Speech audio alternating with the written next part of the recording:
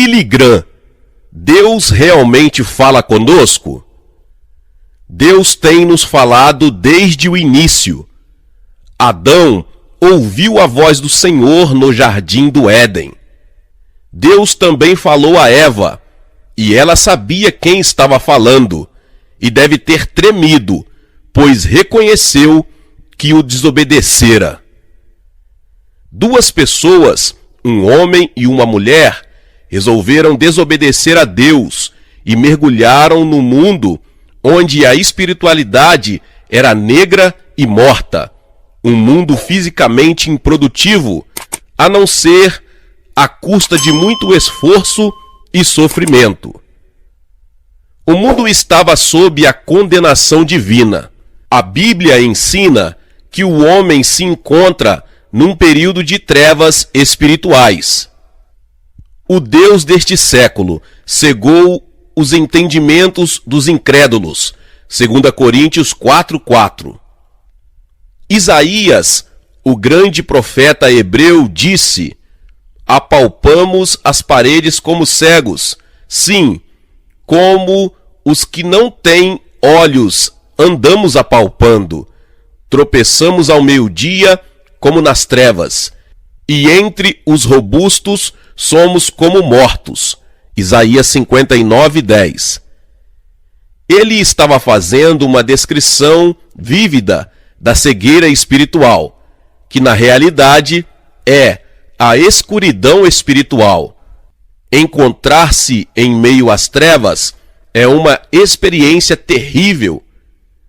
Quando estive na Inglaterra, logo após a Segunda Grande Guerra, certo dia o nevoeiro era tão denso que um de nós tinha que caminhar na frente do carro para evitar que batesse na guia da calçada. Foi uma experiência que nunca tínhamos vivido antes, uma experiência de blackout ligeiramente aterrador. Infinitamente pior seria cair em trevas espirituais eternas.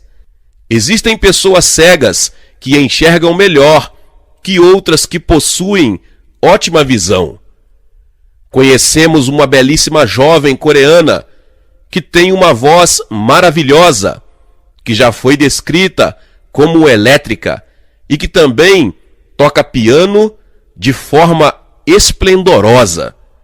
Essa jovem Kim é cega, mas a enxerga melhor que muita gente com visão total, e não considera sua cegueira como deficiência, mas sim como um dom de Deus.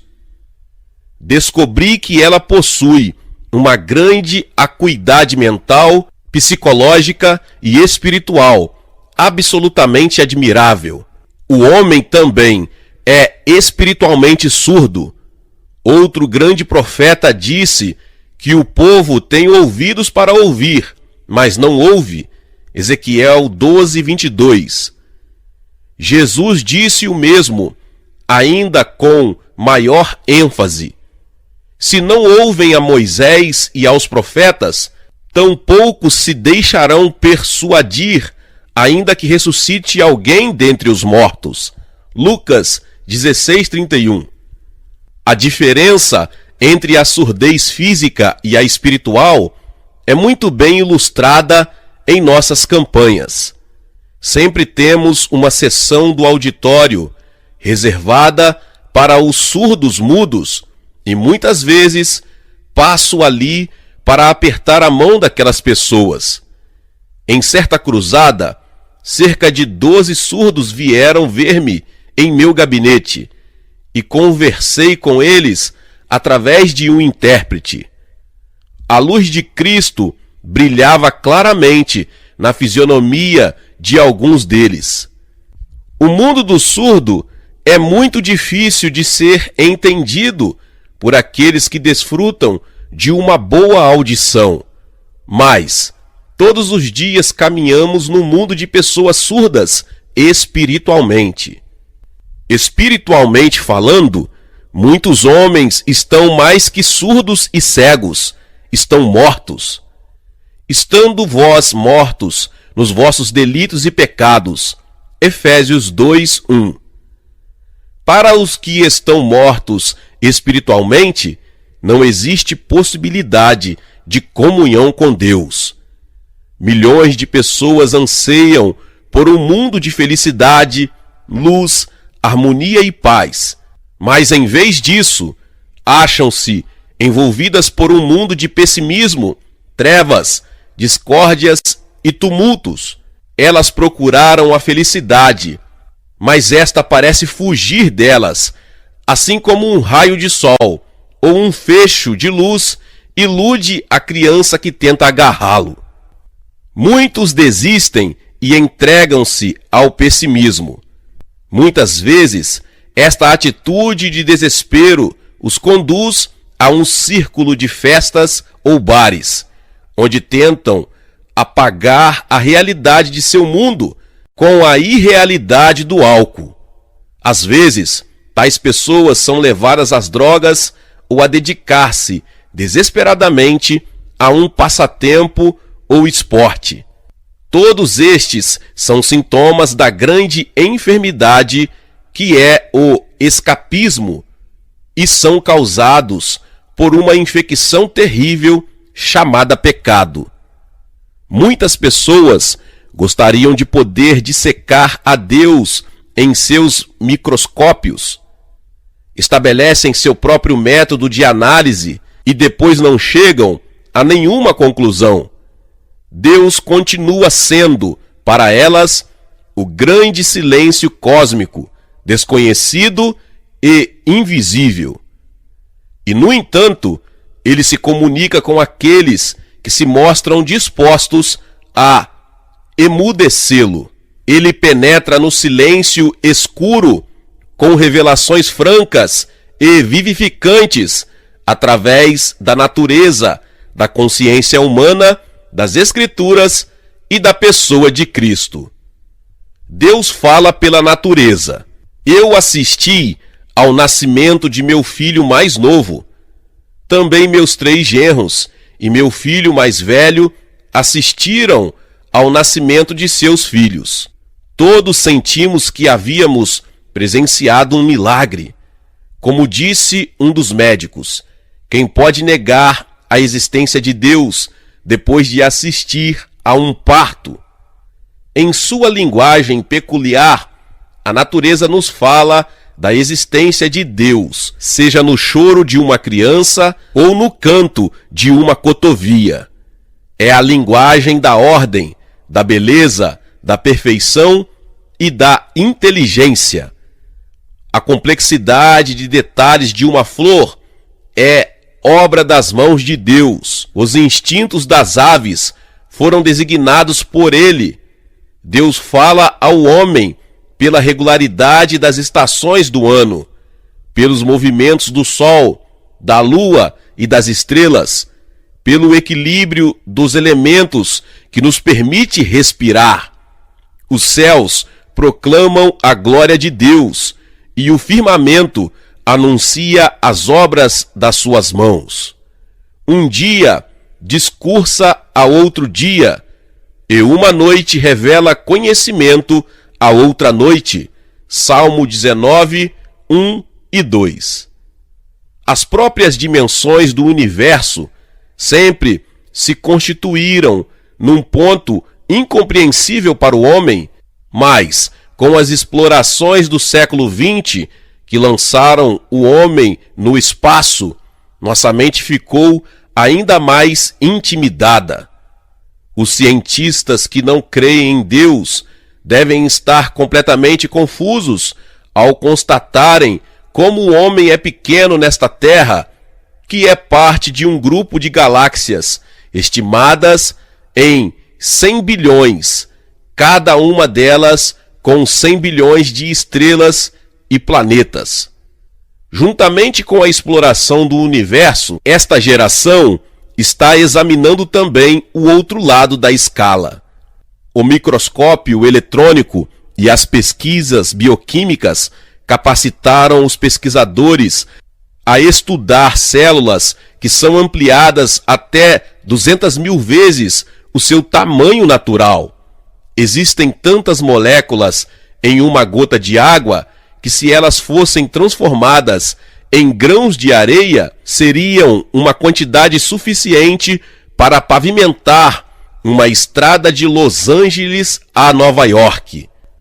O apóstolo Paulo disse: porque os atributos invisíveis de Deus, assim o seu eterno poder, como também a sua própria divindade, claramente se reconhecem desde o princípio do mundo, sendo percebidos por meio de coisas que foram criadas. Romanos 1:20. Deus disse que poderíamos aprender muita coisa a respeito dele, simplesmente pela observação da natureza. E como ele se revela através do universo que criou, os homens não têm desculpas para não crerem nele. É por esta razão que o salmista afirma: diz o insensato no seu coração, não há Deus. Salmo 14:1. Deus nos fala através da natureza, mas não podemos conhecê-lo simplesmente sentando-nos debaixo de uma árvore e contemplando o céu. Ele tem outro meio de revelar-se a nós, que por vez é denominado um cicio tranquilo e suave. Deus fala pela nossa consciência. O que é a consciência? Um dicionário define-a assim: é um senso de certo e errado, ideias e sentimentos que dizem a uma pessoa quando está agindo certo e a advertem acerca do que é errado.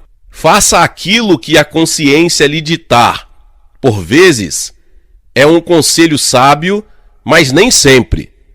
Deus se revela em nossa consciência. Por vezes, ela nos ensina com mansidão, inclinando-nos para a direção certa, como um introdutor. Num teatro às escuras, nos conduz para a nossa poltrona. Outras vezes, a consciência é nosso pior inimigo, torturando-nos dia e noite, com uma inquietação agonizante. Paulo descreve a operação da consciência nos seguintes termos: quando, pois, os gentios que não têm lei procedem por natureza de conformidade com a lei, não tendo lei, servem eles de lei para si mesmos. Eles mostram a norma da lei gravada nos seus corações, testemunhando-lhes também a consciência, os seus pensamentos, mutuamente acusando-se ou defendendo-se.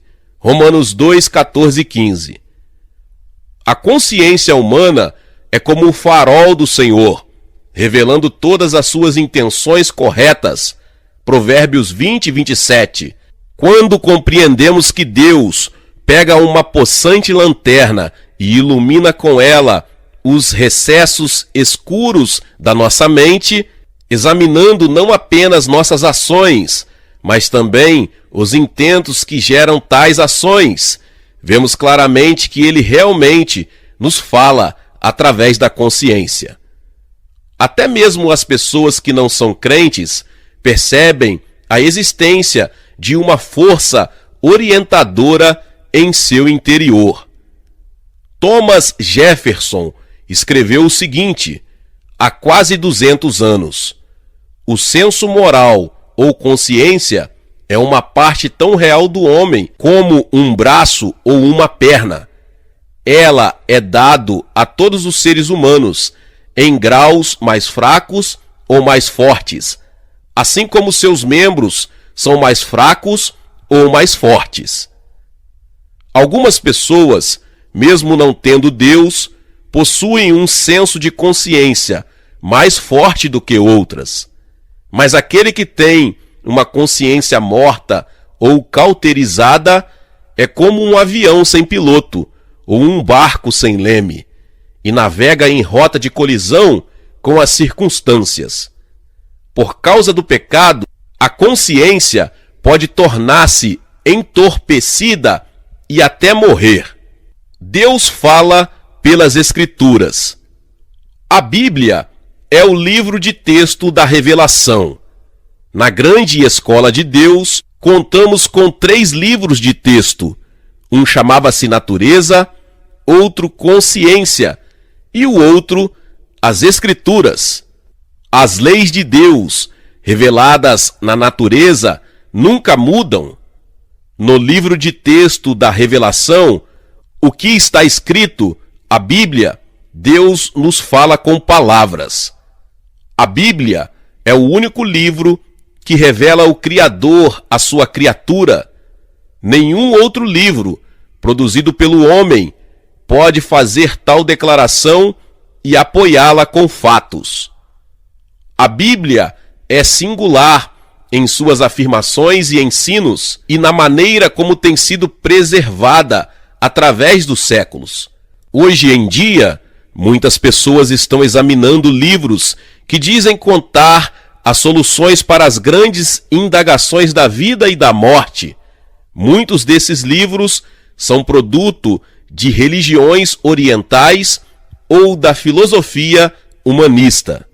Em seu livro Evidências que exigem um veredito, Josh McDowell cita um antigo professor de sânscrito que passou 42 anos estudando a literatura oriental e disse, comparando-a com a Bíblia: coloque-os, se desejar, no lado esquerdo de sua escrivaninha, mas coloque a Bíblia Sagrada à direita sozinha, somente ela, e com uma boa separação entre os dois, pois existe uma profunda diferença entre ela e os chamados livros sacros do Oriente, um abismo que a separa dos outros de forma cabal e inconciliável para sempre, um verdadeiro vácuo que não pode ser ligado por nenhuma ciência de pensamento religioso. Os céticos atacam a Bíblia, mas depois recuam perplexos. Os agnósticos zombam de seus ensinamentos, mas não conseguem formular uma refutação intelectual genuína. Os ateus negam sua validade, mas são obrigados a render-se ao verificarem que ela é acurada historicamente e provada pela arqueologia. Peguei certa vez uma renomada revista noticiosa e li uma declaração de certo chefe de Estado a respeito das atuais tendências econômicas. Até aí nada de espantoso. Todos nós temos ouvido ou lido declarações feitas por homens e mulheres todos os dias. E quando as ouvimos de várias fontes, sentimos-nos inclinados a crer nelas e passá-las a outras pessoas. Se encontrarmos um livro que afirma em centenas de situações diversas que, por exemplo, a rainha da Inglaterra disse certas coisas, acreditaremos que ela realmente fez tais declarações, não há dúvida nenhuma. Os escritores bíblicos falaram de muitos modos para indicar que fora Deus quem lhes dera as informações que possuíam. Somente no Velho Testamento, eles afirmaram 3.000 vezes que Deus falou alguma coisa. Apenas nos 5 primeiros livros da Bíblia encontramos várias frases assim: e chamou o Senhor Deus ao homem, e disse o Senhor Deus à mulher, e disse o Senhor a Noé, e Deus falou a Israel. Disse Deus, e falou o Senhor, dizendo, e ordenou o Senhor. Ouvi a palavra do Senhor, diz o Senhor. Será que Deus falou a estes homens da forma como descreveram? Se não o fez, eles são os mais consumados mentirosos que o mundo já conheceu, ou então eram mentalmente perturbados. Mas será que um grande número de pessoas, residindo em regiões diferentes, muitas das quais não se conheciam, poderiam dizer mais de 3.000 mentiras com relação a um assunto apenas? E se eles se enganaram nesta questão, por que deveríamos acreditar em quaisquer das outras coisas que disseram?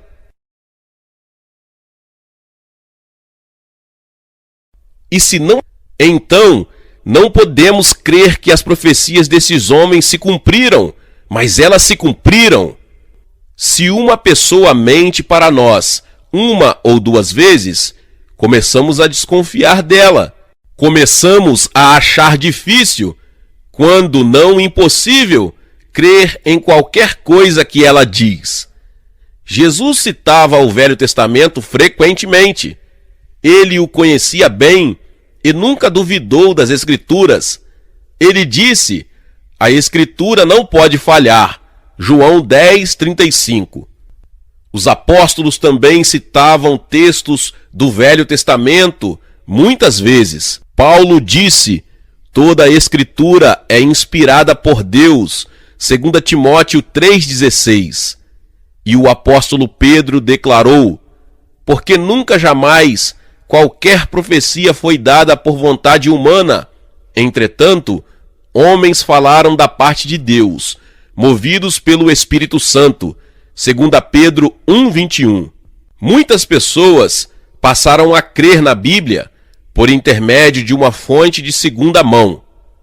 Um conhecimento superficial, colhido de filmes épicos sobre a Bíblia, filmes de TV, coisas que se ouvem dizer, e cursos de religiões comparadas, fornecem-nos apenas uma visão humana das Escrituras. Hoje, no ginásio e nas faculdades, os jovens têm aula sobre a Bíblia como literatura. Muitas vezes, estes cursos têm a finalidade de solopar a fé dos jovens, a não ser nos casos em que o professor compreende a Bíblia e tem uma fé robusta em Deus. Conheço jovens que estudaram assuntos tais como os mitos e discrepância da Bíblia. Informações de segunda mão não servem. Um verso ou um relato bíblico pode falar a um coração de uma forma que outra pessoa nunca imaginaria. Foi uma fonte de primeira mão, numa livraria de segunda mão, que transformou a vida de toda uma família. Minha esposa tem uma fraqueza por livros, principalmente livros antigos, velhos clássicos evangélicos que já saíram de publicação.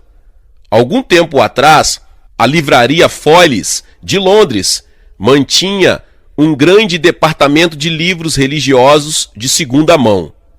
Certo dia, durante a cruzada que realizamos ali em 1954, ela estava examinando alguns livros na loja, quando um nervoso balconista apareceu, surgindo de trás de uma pilha de livros, e perguntou-lhe se ela era a senhorita Grant.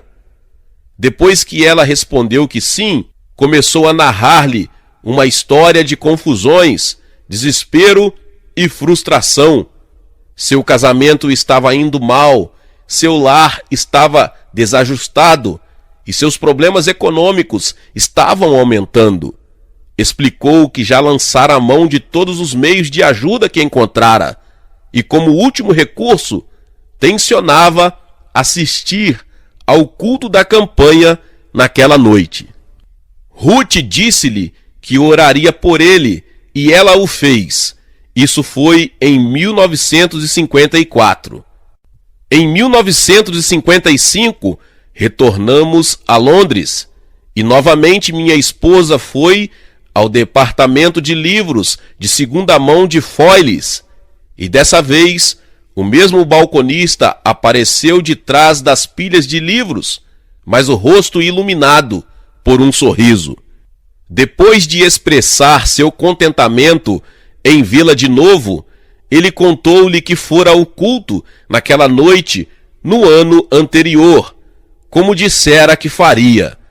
Ele encontrara o Salvador e os problemas de sua vida haviam sido solucionados. Depois, ele indagou de Ruth se ela estaria interessada em saber qual fora o versículo que tocara o coração dele.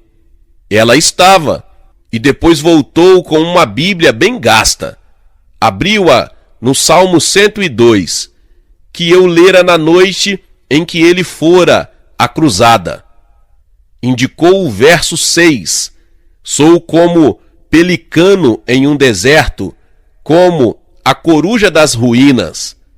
Esta palavra descrevera para ele as condições de sua alma com tanta exatidão que pela primeira vez ele compreendeu bem como Deus o amava e o entendia. Em consequência disso, ele experimentou uma conversão genuína ao Senhor Jesus Cristo.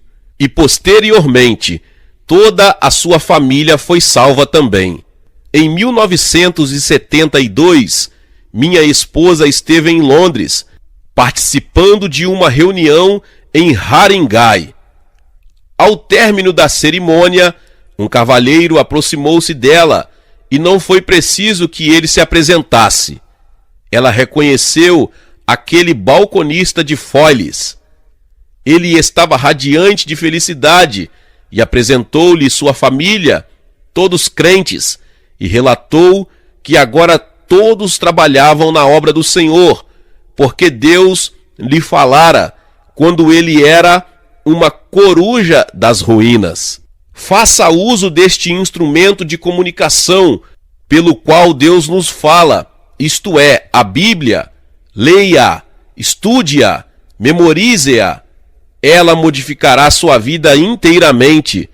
Ela não é um livro qualquer.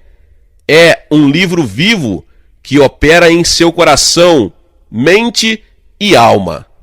Falando em lugares escuros. Nos lugares onde existe fácil acesso à Bíblia, ela pode até ficar empoeirada numa prateleira. Entretanto, nos países onde é considerada a literatura subversiva, ela fala de maneiras as mais incomuns. Um famoso violinista foi convidado, alguns anos atrás, por Zhou Enlai para lecionar uma das mais proeminentes universidades da República Popular da China. Disseram-lhe que quando quisesse deixar o país, poderia fazê-lo imediatamente. 7 anos depois, esse violinista achou-se completamente desiludido. Quando se dirigiu ao departamento para obter um visto de saída, este lhe foi negado. Mas ele continuava indo ali todos os dias, e numa dessas vezes, alguém colocou um pedaço de papel em seu bolso. Chegando em casa, sentiu-se no bolso, tirou e verificou tratar-se de uma página da Bíblia.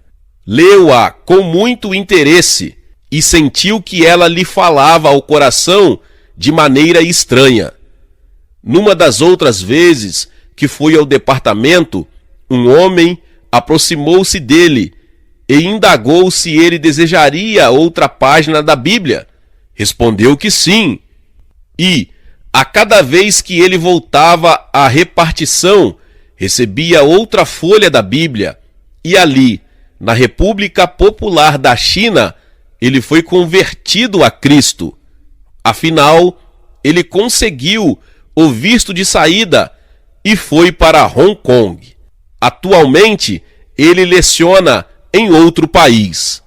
Quando Corrie ten Boom se encontrava no campo de prisioneiros de Ravensbrück, foi o fato de ela estudar e ensinar a palavra de Deus que conservou sua mente lúcida, de modo que, quando foi libertada, encontrava-se mentalmente saudável. Muitos daqueles presos, quando foram soltos, não passaram de pobres doentes, que requeriam cuidados especiais, até que recuperassem, em parte, as condições normais. Uma experiência semelhante é contada por uma missionária que estivera presa na China pelos japoneses. Em certo campo de concentração, A penalidade para quem possuísse sequer uma porção das Escrituras era a morte.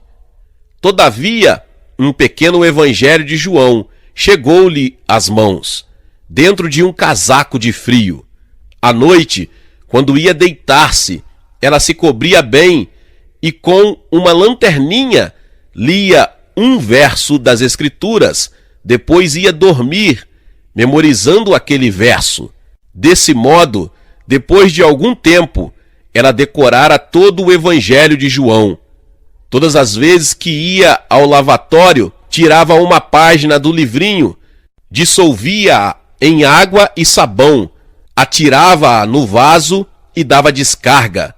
E foi dessa maneira, explicou ela, que me desfiz daquele livro de João.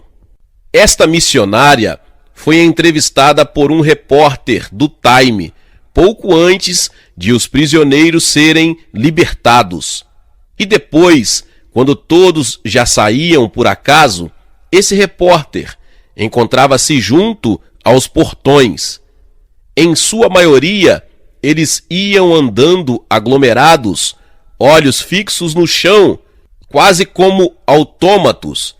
Então surgiu a missionariazinha, tranquila e feliz. Um dos jornalistas presentes indagou: será que conseguiram aplicar-lhe lavagem cerebral? O repórter do Time, ouvindo aquilo, observou: Deus aplicou-lhe lavagem cerebral.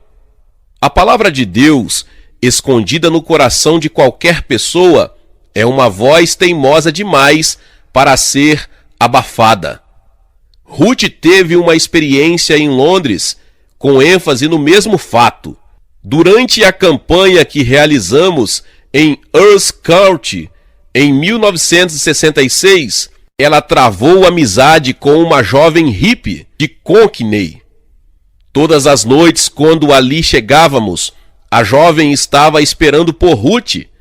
Era uma moça adorável, mas irrepreensivelmente rebelde. Durante os primeiros dias da cruzada, muitas vezes ela se assentou junto a Ruth e algumas vezes ela apenas acompanhava minha esposa até seu lugar. E foi assim que nasceu uma amizade incomum, mas duradoura. Ruth veio a saber que antes de sua conversão, a jovem fora viciada em drogas e instruiu-a para que decorasse vários versos das Escrituras que ela cria poderiam ser de grande importância para ela, como João 3,16, 1 João 1,8 e os últimos 2 versos de Judas. Numa daquelas noites, Ruth advertiu-a de que, por causa de seu passado, quando enfrentasse uma adversidade, ela se acharia diante de 2 caminhos. Um seria recorrer às drogas e o outro seguir em frente, firme em Jesus. Certo dia, durante o culto, um dos instrutores entregou à minha esposa um bilhete onde se lia: estou dopada, preciso de sua ajuda. Por favor, ajude-me. Estava assinado o nome da jovem amiga. Ruth saiu quietamente da reunião e encontrou-a a esperá-la, rosto pálido, olhos encovados, visivelmente drogada.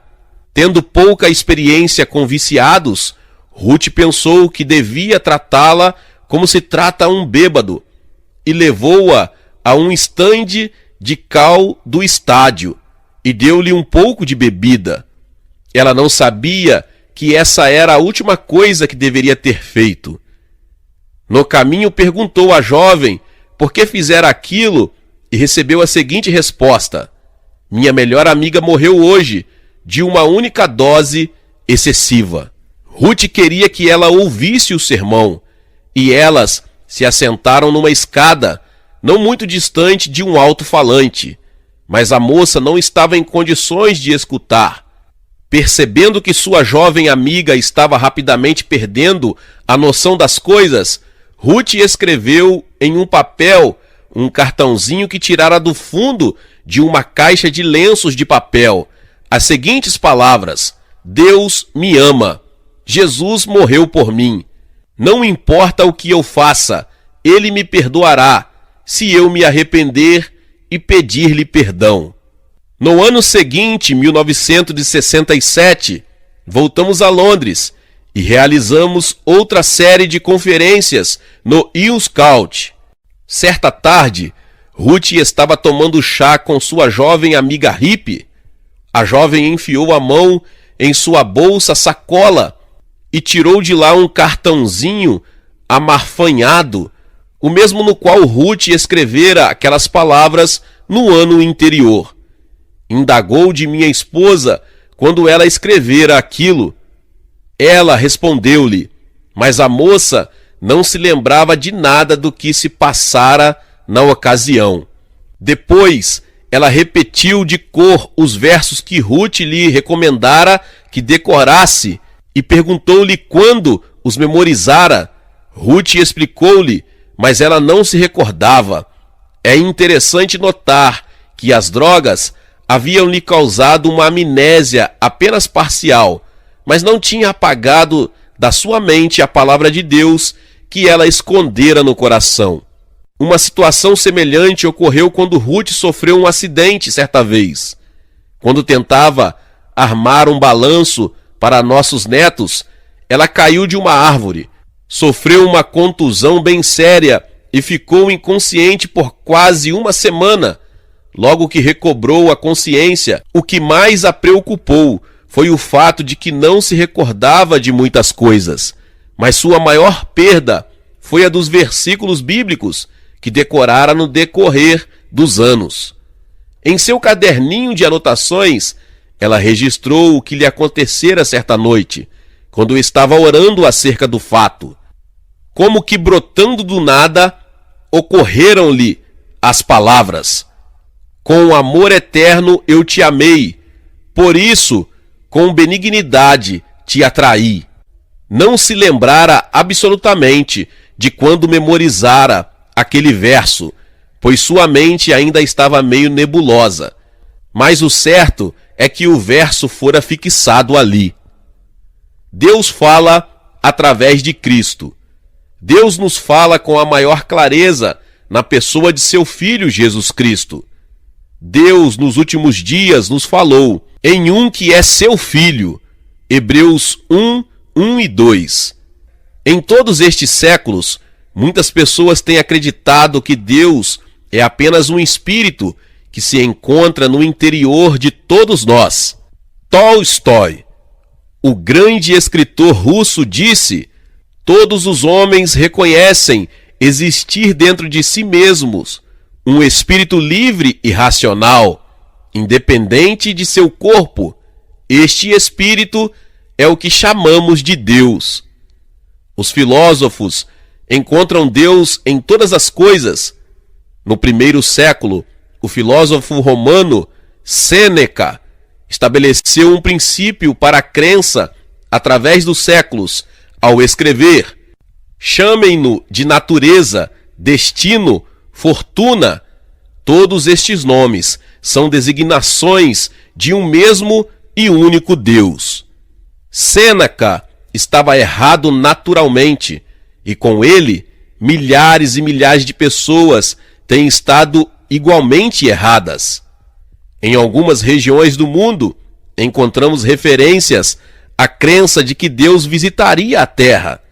Já houve muitos homens que se declararam ser Deus.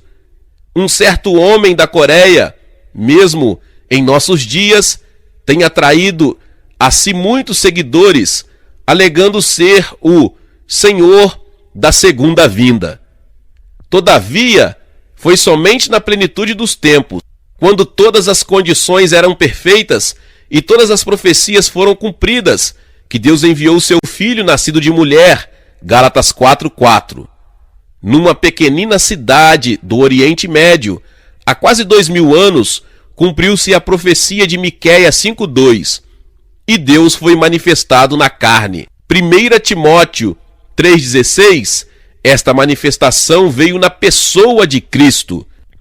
As Escrituras dizem de Cristo que nele habita corporalmente toda a plenitude da divindade. Colossenses 2:9. Esta é a forma de revelação mais completa que Deus fez ao mundo. Você deseja saber como Deus é? Tudo o que tem a fazer é olhar para Jesus Cristo. A natureza tem perfeição e beleza. No mundo material que nos cerca, vemos ordem, força e majestade. E todos estes adjetivos aplicam-se a Jesus Cristo. No trabalho de nossa consciência e na magnificência da palavra escrita, encontramos justiça, misericórdia, graça e amor. Todas estas coisas são atributos de Jesus Cristo, e o Verbo Logos se fez carne e habitou entre nós. João 1,14.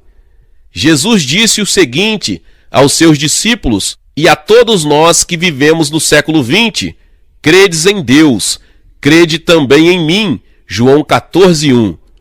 Esta sequência de fé é inevitável. Se cremos no que Deus fez e no que Deus disse, devemos crer também naquele que ele enviou. Como podemos crer? O meio pelo qual entendemos as realidades da salvação é a fé. Deus não nos pede que entendamos tudo, mas ele nos diz para crermos. Estes, porém, foram registrados para que creiais que Jesus é o Cristo, o Filho de Deus, e para que, crendo, tenhais vida em seu nome. João 20:31. A necessidade que temos de conhecer a Deus, nossa esperança de vida eterna, o desejo de uma nova ordem social.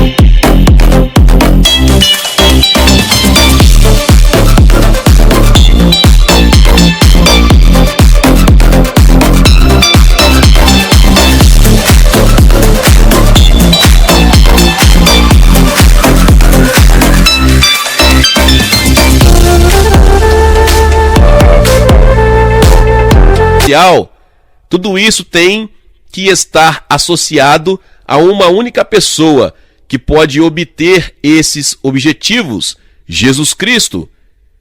Quando vamos a Jesus, o desconhecido se torna conhecido e experimentamos o próprio Deus. Quando nossa vida, escura e trôpega, encontra-se com a luz da presença eterna de Deus, somos capacitados a enxergar naquele outro mundo que se estende além da confusão e frustração do mundo em que vivemos. Uma criancinha, ainda que não havia atingido a idade escolar, entrou em um labirinto de certo parque de diversões. Quando o pai percebeu que ela se afastara dele, procurou-a e encontrou-a ali, tentando achar a saída e já começando a chorar de medo. Ela estava cada vez mais confusa pelos inúmeros caminhos que via, mas por fim ouviu a voz do pai gritar-lhe: "Não chore, querida, estenda os braços e procure tatear. Você encontrará a porta, siga a direção da minha voz." E enquanto ele assim falava, a garotinha acalmou-se e pouco depois encontrava a saída e corria para os braços do pai, estendidos para ela. Deus revelou-se à raça humana que está neste planeta pequeno, através da natureza, da Bíblia, da consciência e de modo completo na pessoa de Jesus Cristo. Glória a Deus, que palavra poderosa! Talvez você chegou aqui pela primeira vez e ainda não é inscrito aqui no canal. Se inscreva aqui no canal e ative o sininho das notificações. Todos os dias são postados vídeos abençoados aqui no canal para te abençoar. Deixe também o seu like e não se esqueça de compartilhar esta palavra com mais pessoas.